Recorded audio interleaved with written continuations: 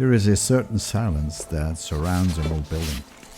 Not the silence of emptiness, but the quiet of memory, of stories once spoken aloud, now held in wood and stone. Restoring a historical farm or structure isn't just about lumber, mortar, or money.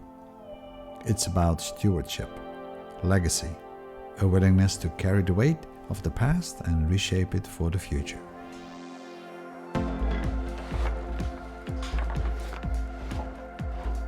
But before I can rebuild, I must understand what's been lost.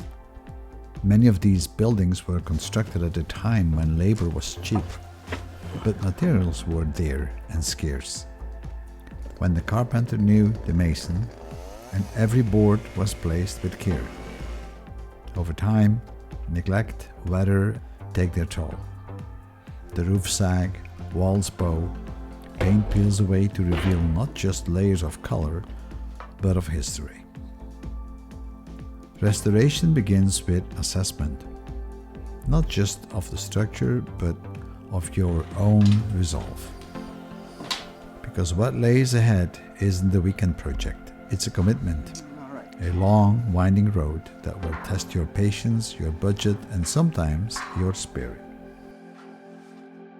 Most people underestimate the financial burden.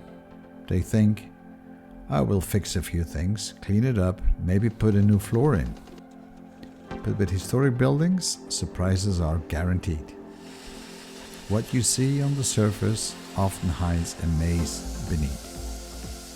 Water damage inside the walls, cracks in the walls, foundation shifts, outdated wiring, hazardous materials like asbestos and lead paint. And then there is code compliance. A whole world of modern requirements clashing with old world design. Budgets are quickly doubled or even tripled.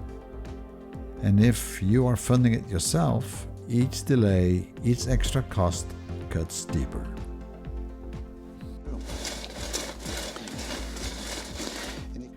And then there is the time. When I'm working alone, or even with limited help, progress feels glacial. A single wall might take weeks to repair properly. I'm not just doing demolition, I am preserving, salvaging original materials, cataloging what can be reused and used and what must be replaced. Every task becomes a series of questions. Can I save this? Should I? What would be the original builder have done? The weekends, they vanish. Holidays become work days, seasons pass, years creep by. But slowly, something begins to change. Piece by piece, the story begins to re-emerge. A doorway opens where it was once sealed. A fireplace flickers to life again. I start to see beyond the decay. To imagine what this place once was and what it might become. And in those quiet moments, when I stand covered in dust in a room that now stands straighter, stronger, I begin to feel something remarkable, pride. Not just in the work, but in my connection to it. This place no longer belongs only to the past, it belongs to me.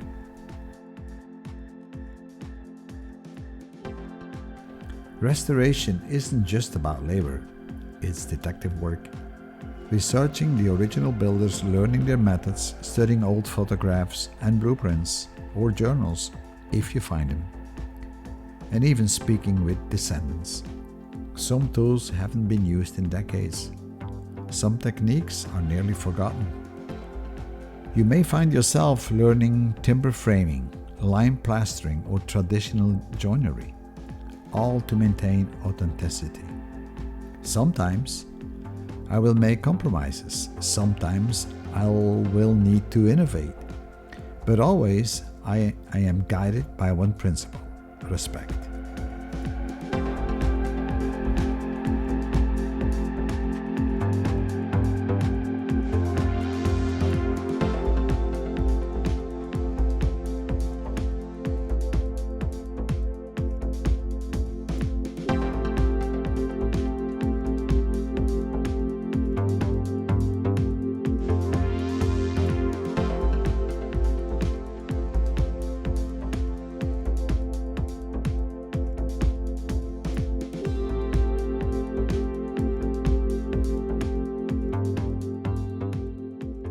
There were days that I wanted to quit, when the cost felt too high, when the setbacks piled up, but then I'd find something.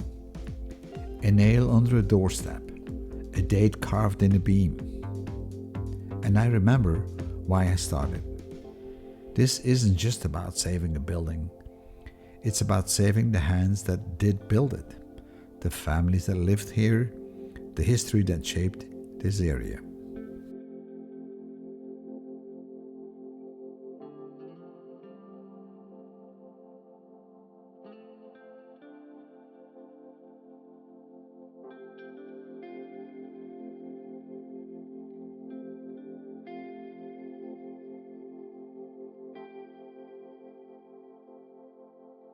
And eventually the word is spreading.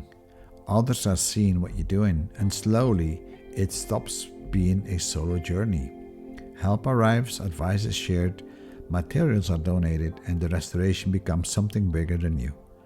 A collective effort to protect heritage.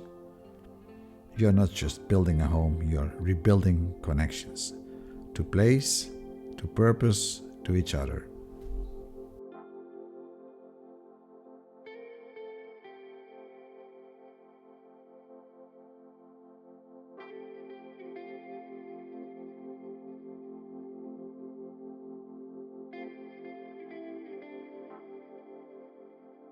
A few minutes of this reel can't really capture the years I have worked on this building, and it's not over yet.